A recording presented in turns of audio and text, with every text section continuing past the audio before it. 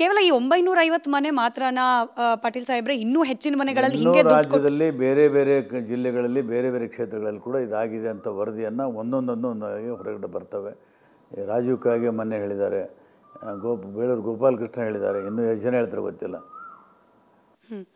ನೀವು ಕೃಷ್ಣ ಬೈರೇಗೌಡರ ಬಗ್ಗೆ ನೆನಪು ಮಾಡಿದ್ರಿ. ಹಿಂದೊಂದು ಸತಿ ನಿಮ್ಮ ಮೇಲೇನೆ ಆರೋಪ ಬರೋ ರೀತಿಯಲ್ಲಿ ಅವ್ರು ಮಾತನಾಡ್ಬಿಟ್ಟಿದ್ರು, ತನಿಖೆ ಆಗಲಿ ಅಂತ ಹೇಳಿ ನೀವು ಖಡಕ್ಕಾಗಿ ಮಾತನಾಡಿದ್ರಿ. ತನಿಖೆ ಆಯ್ತಾ? ಅದು ಆಗಲಿಲ್ಲ. ಈಗ ಇವತ್ತು ಕೂಡ ಆ ವಿಷಯದ ಬಗ್ಗೆ ನನಗೆ ಬೇಸರ ಇದೆ. ಲ್ಯಾಂಡ್ ಆರ್ಮಿ ಬಗ್ಗೆ ಅವರು ಉತ್ತರ ಕೊಡುವಾಗ ನೀವೇ ಕೊಟ್ಟಿದ್ರಲ್ಲ ಕೆಲಸ ಅಂತ, ನಾ ಕೊಟ್ಟಿಲ್ಲ, ಅವರು ಆ ಥರ ಹೇಳಬಾರ್ದಾಗಿತ್ತು, ಹೇಳಿದರು.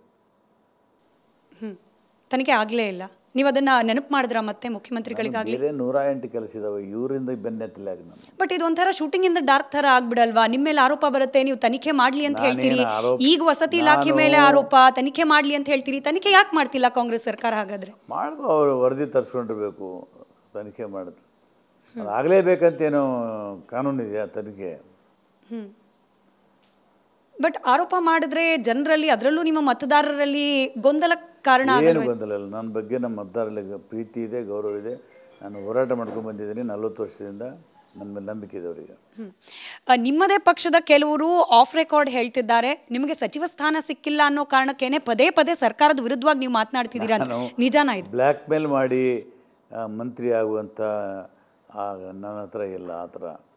ನಾನು ಆ ಥರ ಮಾಡಿದರೆ 5 ಸಲ ನಾನು ಸೋಲ್ತಿರಲಿಲ್ಲ. ನಾನು ನೇರವಾಗಿ ಹೇಳೋದಕ್ಕೆ ನಾನು ಸೋಲು ಉಂಡಿದ್ದೇನೆ, ಗೆಲುವು ಕೂಡ ನೋಡಿದ್ದೇನೆ. ನಾನು ಬ್ಲ್ಯಾಕ್ ಮೇಲ್ ಮಾಡುವಂಥ ಮನುಷ್ಯ ಅಲ್ಲ. ನಾನೇನಿದ್ರು ಕೂಡ ನೇರವಾಗಿ ಹೇಳ್ತೀನಿ. ಅಡ್ವೈಸರ್ ಆಗಿದ್ರಿ, ಇದ್ದಕ್ಕಿದ್ದ ಹಾಗೆ ರಾಜೀನಾಮೆ ಕೊಟ್ರಿ. ಈ ಕ್ಷಣಕ್ಕೂ ಕೂಡ ಅದಕ್ಕೆ ಉತ್ತರನೇ ಸಿಗಲಿಲ್ಲ. ಏನಾಯಿತು ಅಂತ ಹೇಳಿ?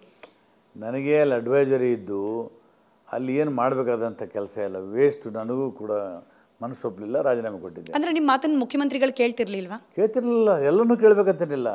ಈಗ ಮುಖ್ಯಮಂತ್ರಿಗಳು ನನಗಿಂತ ಪ್ರಬುದ್ಧರು, ಅನುಭವಿಗಳು, ರಾಜ್ಯ ಆಳದಂಥ ಎಲ್ಲ ಅನುಭವ ಇದೆ.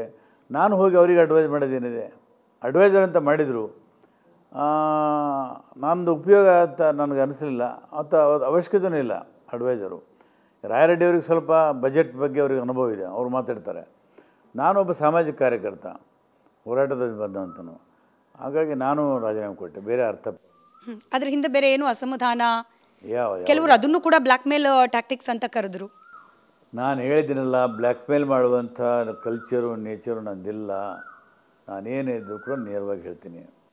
ಈಗ ಯೋಜನಾ ಆಯೋಗದ ಉಪಾಧ್ಯಕ್ಷರನ್ನಾಗಿ ಮಾಡಿದ್ದಾರೆ, ಕ್ಯಾಬಿನೆಟ್ ದರ್ಜೆಯ ಸ್ಥಾನಮಾನ ಕೊಟ್ಟಿದ್ದಾರೆ. ಇದು ಕೂಡ ನಿಮ್ಮ ಕೋಪವನ್ನ, ಅಸಮಾಧಾನವನ್ನ ಶಮನ ಮಾಡೋ ಪ್ರಯತ್ನ ಅಂತ ಹೇಳಿ ನನಗೆ ಆಸಕ್ತಿ ಇರುವಂಥ ವಿಷಯದ ಬಗ್ಗೆ ನನಗೆ ಜವಾಬ್ದಾರಿ ಕೊಟ್ಟಿದ್ದಾರೆ. ನಾನು ಅಧಿಕಾರ ತಗೊಂಡ ಮೇಲೆ ಸುಮಾರು 5 ಮೀಟಿಂಗ್ ಮಾಡಿದ್ದೀನಿ ಇಲ್ಲಿವರೆಗೆ. ಇನ್ನು ಜಿಲ್ಲಾ ಮಟ್ಟದ ಪ್ರವಾಸ ಕೂಡ ಮಾಡ್ತೀನಿ. ಮುಖ್ಯಮಂತ್ರಿಗಳು ಸಭೆಯಲ್ಲಿ ಭಾಗವಹಿಸಿ ಹೇಳಿದ್ದಾರೆ, ಮುಂದಿನ ಬಜೆಟ್ ಬರೋವರೆಗೂ ಈ ಪ್ಲ್ಯಾನಿಂಗ್ಲಿಂದ ಒಂದು ವಿಸ್ತೃತವಾದಂಥ ಯೋಜನೆಯನ್ನು ನೀವು ಸಿದ್ಧಪಡಿಸಿ ಕೊಡಬೇಕು, ಬಜೆಟ್ನಲ್ಲಿ ನಾನು ಸೇರಿಸುವಂಥ ಪ್ರಯತ್ನ ಮಾಡ್ತೀನಿ ಅಂತ ಹೇಳಿದ್ದಾರೆ. ನಾವು ವಿ ಆರ್ ಆಲ್ ಹ್ಯಾಪಿ. ಕೇವಲ ಈ 950 ಮನೆ ಮಾತ್ರನಾ ಪಾಟೀಲ್ ಸಾಹೇಬ್ರೆ, ಇನ್ನೂ ಹೆಚ್ಚಿನ ಮನೆಗಳಲ್ಲಿ ಹಿಂಗೆ ರಾಜ್ಯದಲ್ಲಿ ಬೇರೆ ಬೇರೆ ಜಿಲ್ಲೆಗಳಲ್ಲಿ ಬೇರೆ ಬೇರೆ ಕ್ಷೇತ್ರಗಳಲ್ಲಿ ಕೂಡ ಇದಾಗಿದೆ ಅಂತ ವರದಿಯನ್ನು ಒಂದೊಂದಾಗಿ ಹೊರಗಡೆ ಬರ್ತವೆ. ರಾಜೀವ್ ಕಾಗೆ ಮೊನ್ನೆ ಹೇಳಿದ್ದಾರೆ, ಬೇಳೂರು ಗೋಪಾಲಕೃಷ್ಣ ಹೇಳಿದ್ದಾರೆ, ಇನ್ನೂ ಎಷ್ಟು ಜನ ಹೇಳ್ತಾರೆ ಗೊತ್ತಿಲ್ಲ. ನೀವು ಕೃಷ್ಣ ಬೈರೇಗೌಡರ ಬಗ್ಗೆ ನೆನಪು ಮಾಡಿದ್ರಿ. ಹಿಂದೊಂದು ಸತಿ ನಿಮ್ಮ ಮೇಲೇನೆ ಆರೋಪ ಬರೋ ರೀತಿಯಲ್ಲಿ ಅವ್ರು ಮಾತನಾಡ್ಬಿಟ್ಟಿದ್ರು, ತನಿಖೆ ಆಗಲಿ ಅಂತ ಹೇಳಿ ನೀವು ಖಡಕ್ಕಾಗಿ ಮಾತನಾಡಿದ್ರಿ. ತನಿಖೆ ಆಯ್ತಾ? ಅದು ಆಗಲಿಲ್ಲ. ಈಗ ಇವತ್ತು ಕೂಡ ಆ ವಿಷಯದ ಬಗ್ಗೆ ನನಗೆ ಬೇಸರ ಇದೆ. ಲ್ಯಾಂಡ್ ಆರ್ಮಿ ಬಗ್ಗೆ ಅವರು ಉತ್ತರ ಕೊಡುವಾಗ ನೀವೇ ಕೊಟ್ಟಿದ್ರಲ್ಲ ಕೆಲಸ ಅಂತ, ನಾ ಕೊಟ್ಟಿಲ್ಲ, ಅವರು ಆ ಥರ ಹೇಳಬಾರ್ದಾಗಿತ್ತು, ಹೇಳಿದರು. ತನಿಖೆ ಆಗಲೇ ಇಲ್ಲ. ನೀವು ಅದನ್ನು ನೆನಪು ಮಾಡಿದ್ರ ಮತ್ತೆ ಮುಖ್ಯಮಂತ್ರಿಗಳಿಗಾಗಲಿ? ಬೇರೆ 108 ಕೆಲಸ ಇದಾವೆ, ಇವರಿಂದ ಬೆನ್ನೆತ್ತಿಲ್ಲ ನಾನು. ಬಟ್ ಇದೊಂಥರ ಶೂಟಿಂಗ್ ಇನ್ ದ ಡಾರ್ಕ್ ಥರ ಆಗ್ಬಿಡಲ್ವಾ? ನಿಮ್ಮ ಮೇಲೆ ಆರೋಪ ಬರುತ್ತೆ, ನೀವು ತನಿಖೆ ಮಾಡಲಿ ಅಂತ ಹೇಳ್ತೀರಿ. ಈಗ ವಸತಿ ಇಲಾಖೆ ಮೇಲೆ ಆರೋಪ, ತನಿಖೆ ಮಾಡಲಿ ಅಂತ ಹೇಳ್ತೀರಿ. ತನಿಖೆ ಯಾಕೆ ಮಾಡ್ತಿಲ್ಲ ಕಾಂಗ್ರೆಸ್ ಸರ್ಕಾರ? ಹಾಗಾದರೆ ಮಾಡ್ಬೋದು, ಅವರು ವರದಿ ತರಿಸ್ಕೊಂಡಿರ್ಬೇಕು, ತನಿಖೆ ಮಾಡಿದ್ರು. ಅದು ಆಗಲೇಬೇಕಂತೇನೋ ಕಾನೂನಿದೆಯಾ ತನಿಖೆ? ಬಟ್ ಆರೋಪ ಮಾಡಿದ್ರೆ ಜನರಲ್ಲಿ, ಅದರಲ್ಲೂ ನಿಮ್ಮ ಮತದಾರರಲ್ಲಿ ಗೊಂದಲ ಕಾರಣ ಏನು ಗೊಂದಲ ಇಲ್ಲ. ನನ್ನ ಬಗ್ಗೆ ನಮ್ಮ ಮತದಾರರಿಗೆ ಪ್ರೀತಿ ಇದೆ, ಗೌರವ ಇದೆ. ನಾನು ಹೋರಾಟ ಮಾಡ್ಕೊಂಡು ಬಂದಿದ್ದೀನಿ 40 ವರ್ಷದಿಂದ. ನನ್ನ ಮೇಲೆ ನಂಬಿಕೆ ಇದೆ ಅವರಿಗೆ. ನಿಮ್ಮದೇ ಪಕ್ಷದ ಕೆಲವರು ಆಫ್ ರೆಕಾರ್ಡ್ ಹೇಳ್ತಿದ್ದಾರೆ, ನಿಮಗೆ ಸಚಿವ ಸ್ಥಾನ ಸಿಕ್ಕಿಲ್ಲ ಅನ್ನೋ ಕಾರಣಕ್ಕೇನೆ ಪದೇ ಪದೇ ಸರ್ಕಾರದ ವಿರುದ್ಧವಾಗಿ ನೀವು ಮಾತನಾಡ್ತಿದ್ದೀರಾ. ನಿಜಾನ ಇದು? ಬ್ಲ್ಯಾಕ್ ಮೇಲ್ ಮಾಡಿ ಮಂತ್ರಿ ಆಗುವಂಥ ನನ್ನ ಹತ್ರ ಇಲ್ಲ. ನಾನು ಆ ಥರ ಮಾಡಿದರೆ 5 ಸಲ ನಾನು ಸೋಲ್ತಿರಲಿಲ್ಲ. ನಾನು ನೇರವಾಗಿ ಹೇಳೋದಕ್ಕೆ ನಾನು ಸೋಲು ಉಂಡಿದ್ದೇನೆ, ಗೆಲುವು ಕೂಡ ನೋಡಿದ್ದೇನೆ. ನಾನು ಬ್ಲ್ಯಾಕ್ ಮೇಲ್ ಮಾಡುವಂಥ ಮನುಷ್ಯ ಅಲ್ಲ.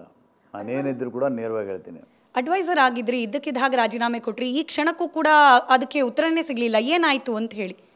ನನಗೆ ಅಲ್ಲಿ ಅಡ್ವೈಸರಿ ಇದ್ದು ಅಲ್ಲಿ ಏನು ಮಾಡಬೇಕಾದಂಥ ಕೆಲಸ ಇಲ್ಲ, ವೇಸ್ಟ್. ನನಗೂ ಕೂಡ ಮನಸ್ಸೊಪ್ಪಲಿಲ್ಲ, ರಾಜೀನಾಮೆ ಕೊಟ್ಟಿದ್ದೆ. ಅಂದರೆ ನಿಮ್ಮ ಮಾತನ್ನು ಮುಖ್ಯಮಂತ್ರಿಗಳು ಕೇಳ್ತಿರ್ಲಿಲ್ವಾ? ಕೇಳ್ತಿರಲಿಲ್ಲ, ಎಲ್ಲನೂ ಕೇಳಬೇಕಂತೇನಿಲ್ಲ. ಈಗ ಮುಖ್ಯಮಂತ್ರಿಗಳು ನನಗಿಂತ ಪ್ರಬುದ್ಧರು, ಅನುಭವಿಗಳು, ರಾಜ್ಯ ಆಳದಂಥ ಎಲ್ಲ ಅನುಭವ ಇದೆ. ನಾನು ಹೋಗಿ ಅವರಿಗೆ ಅಡ್ವೈಸ್ ಮಾಡೋದೇನಿದೆ? ಅಡ್ವೈಸರ್ ಅಂತ ಮಾಡಿದರು, ನಮ್ಮದು ಉಪಯೋಗ ಅಂತ ನನಗೆ ಅನಿಸಲಿಲ್ಲ, ಅವಶ್ಯಕತೆಯೂ ಇಲ್ಲ. ಅಡ್ವೈಸರು ರಾಯರೆಡ್ಡಿ ಅವ್ರಿಗೆ ಸ್ವಲ್ಪ ಬಜೆಟ್ ಬಗ್ಗೆ ಅವ್ರಿಗೆ ಅನುಭವ ಇದೆ, ಅವ್ರು ಮಾತಾಡ್ತಾರೆ. ನಾನೊಬ್ಬ ಸಾಮಾಜಿಕ ಕಾರ್ಯಕರ್ತ, ಹೋರಾಟದಲ್ಲಿ ಬಂದಂತನು, ಹಾಗಾಗಿ ನಾನು ರಾಜೀನಾಮೆ ಕೊಟ್ಟೆ. ಬೇರೆ ಅರ್ಥ ಅದ್ರ ಹಿಂದೆ ಬೇರೆ ಏನು ಅಸಮಾಧಾನ? ಯಾವ ಕೆಲವರು ಅದನ್ನು ಕೂಡ ಬ್ಲ್ಯಾಕ್ ಮೇಲ್ ಟ್ಯಾಕ್ಟಿಕ್ಸ್ ಅಂತ ಕರೆದ್ರು. ನಾನು ಹೇಳಿದ್ದೀನಲ್ಲ, ಬ್ಲ್ಯಾಕ್ ಮೇಲ್ ಮಾಡುವಂಥ ಕಲ್ಚರು ನೇಚರು ನಂದಿಲ್ಲ. ನಾನೇನೇ ಇದ್ದರೂ ಕೂಡ ನೇರವಾಗಿ ಹೇಳ್ತೀನಿ. ಈಗ ಯೋಜನಾ ಆಯೋಗದ ಉಪಾಧ್ಯಕ್ಷರನ್ನಾಗಿ ಮಾಡಿದ್ದಾರೆ, ಕ್ಯಾಬಿನೆಟ್ ದರ್ಜೆಯ ಸ್ಥಾನಮಾನ ಕೊಟ್ಟಿದ್ದಾರೆ. ಇದು ಕೂಡ ನಿಮ್ಮ ಕೋಪವನ್ನ, ಅಸಮಾಧಾನವನ್ನ ಶಮನ ಮಾಡೋ ಪ್ರಯತ್ನ ಅಂತ ಹೇಳಿ ನನಗೆ ಆಸಕ್ತಿ ಇರುವಂಥ ವಿಷಯದ ಬಗ್ಗೆ ನನಗೆ ಜವಾಬ್ದಾರಿ ಕೊಟ್ಟಿದ್ದಾರೆ. ನಾನು ಅಧಿಕಾರ ತಗೊಂಡ ಮೇಲೆ ಸುಮಾರು 5 ಮೀಟಿಂಗ್ ಮಾಡಿದ್ದೀನಿ ಇಲ್ಲಿವರೆಗೆ. ಇನ್ನು ಜಿಲ್ಲಾ ಮಟ್ಟದ ಪ್ರವಾಸ ಕೂಡ ಮಾಡ್ತೀನಿ. ಮುಖ್ಯಮಂತ್ರಿಗಳು ಸಭೆಯಲ್ಲಿ ಭಾಗವಹಿಸಿ ಹೇಳಿದ್ದಾರೆ, ಮುಂದಿನ ಬಜೆಟ್ ಬರೋವರೆಗೂ ಈ ಪ್ಲ್ಯಾನಿಂಗ್ಲಿಂದ ಒಂದು ವಿಸ್ತೃತವಾದಂಥ ಯೋಜನೆಯನ್ನು ನೀವು ಸಿದ್ಧಪಡಿಸಿ ಕೊಡಬೇಕು, ಬಜೆಟ್ನಲ್ಲಿ ನಾನು ಸೇರಿಸುವಂಥ ಪ್ರಯತ್ನ ಮಾಡ್ತೀನಿ ಅಂತ ಹೇಳಿದ್ದಾರೆ. ನಾವು ವಿ ಆರ್ ಆಲ್ ಹ್ಯಾಪಿ. ಏನು ಪ್ರಾಬ್ಲಮ್ ಇಲ್ಲ ಏರಿಯಾದಲ್ಲಿ? ಏನು ಪ್ರಾಬ್ಲಮ್? ಏನು ನಿಮ್ಮ ಪ್ರಾಬ್ಲಮ್? ಇನ್ನೆಲ್ಲ ಪ್ರಾಬ್ಲಮ್ ಆಯ್ತಿಲ್ಲ ಹೇಳಿ. ಏನ್ರಿ ನಿಮ್ಮ ಪ್ರಾಬ್ಲಮು? ಏನು ನಿಮ್ಮ ಪ್ರಾಬ್ಲಮ್ ಅಂತ ಹೇಳಿ. ಯಾರಪ್ಪ ನಗರಕ್ಕೆ? ಗಾಂಧಿನಗರ, ದಾಸರಹಳ್ಳಿ, ರಾಜರಾಜೇಶ್ವರಿ ನಗರ, ಚಾಮರಾಜಪೇಟೆ, ಹುಬ್ಬಳ್ಳಿ, ಚೆನ್ನಮ್ಮ ವೃತ್ತದ ಮೈಸೂರಿಗೆ ಬಂದಿರೋದು. ಬ್ಯಾಡಗಿ ತಾಲೂಕಿಗೆ ನಾವು ಬಂದಿವ್ರಿ. ಸರ್ ಹೇಳಿ ಸರ್, ಏನು ಪ್ರಾಬ್ಲಮ್? ನಿಮ್ಮ ಎಮ್ ಎಲ್ ಎ ಹೆಂಗೆ? ಏನೆಲ್ಲ ಸಮಸ್ಯೆಗಳು? ಏನು ಕಥೆ ಇಲ್ಲಿ ಬಂತಾ? ಯಾಯಪ್ಪ ಯಾವತ್ತೂ ಬಂದಿಲ್ಲ. 2 ಮಂತ್ಸಿಂದ ನೀರಿಲ್ಲ. ಟ್ಯಾಂಕರ್ ಬರ್ಬೇಕಾದ್ರೆ ರೋಡ್ ಸರಿ ಇಲ್ಲ ಅಂತ ಯಾರ ಹತ್ರ ಹೋಗಿ ಹೇಳೋದಕ್ಕೆ ನಮ್ಗೆ ಯಾರು ಇಲ್ಲ. ಇಲ್ಲಿ ಕಿತ್ತೋದ್ರೆ ಏನು ಹಾಳಾಗೋದ್ರು ಇದು ಯಾರು ನೋಡರೇ ಗತಿ ಇಲ್ಲ. ನಾವಿದ್ದೀವಿ ಅಂತಾರೆ. ಇವಾಗ ಯಾರು ಎಮ್ಮೆಲ್ಯೆ ಮಗ ಒಂದ್ ದಿವಸನೂ ಬಂದಿಲ್ಲ. ಫುಲ್ ಸ್ಟ್ಯಾಂಡರ್ಡ್ ಲಕ್ಸುರಿಯಸ್ ಬೆಡ್ರೂಮ್ ಐತ್ರಿ ಅದ. Taj West End tradition blue. ನಿಮ್ದು ಮೀಟಿಂಗ್ ಇಲ್ಲಿ ಮಾಡ್ರಿ. ಇಷ್ಟು ವರ್ಷ ಆಯ್ತು, ಇದಕ್ಕೆಲ್ಲ ಯಾರು ಸರ್ ಜವಾಬ್ದಾರಿ? 200 ರೂಪಾಯಿ ಬ್ಯಾಂಕ್ಗೆ ಹೋಗ್ತೀನಿ ಬರ್ತಾ ಇದ್ದೀನಿ. ಬ್ಯಾಂಕಿಗೆ ಹೋಗ್ತೀರಿ ಬರ್ತೀರಿ 2000 ಮಾತ್ರ ಬರ್ತಾ ಇಲ್ಲ. 2000 ನಂದೇ ಹೊಂಟೈತು. ನಿಲ್ಲ ಮೇಲೆ ನೀ ಬಾರಿ ಐಟ್ ಅದಲ್ಲ ಮಾರೇ. ಬರಲ್ಲ ಕಣ್ರಿ ಸರ್. ರಾತ್ರಿ 1 ಗಂಟೆವರೆಗೂ ಎಣ್ಣೆ ಅಂಗಡಿ ತೆಗಿಬೇಕಂತ. ಬೆಳಿಗ್ಗೆ 4 ಗಂಟೆವರೆಗೂ ತೆಗಿಬೋದಲ್ಲ. ಮಗನೂ ನೋಡಲ್ಲ, ಯಾರು ನೋಡಲ್ಲ. ನಾನು ಒಬ್ಬಳು ನೋಡ್ಸ್ಕೊಂತೀರ ಅಜ್ಜ. ನಮ್ಮ ಮಕ್ಕಳಿಗೆ ಅಮ್ಮ ಅಪ್ಪ ಇಲ್ಲ, ಅವರು ನೋಡ್ಬೇಕು. ಬದುಕ್ತಾ ಇದೀವಿ. ದೇವ್ರು ಬಿಟ್ಟಂಗೆ ಆಗುತ್ತೆ.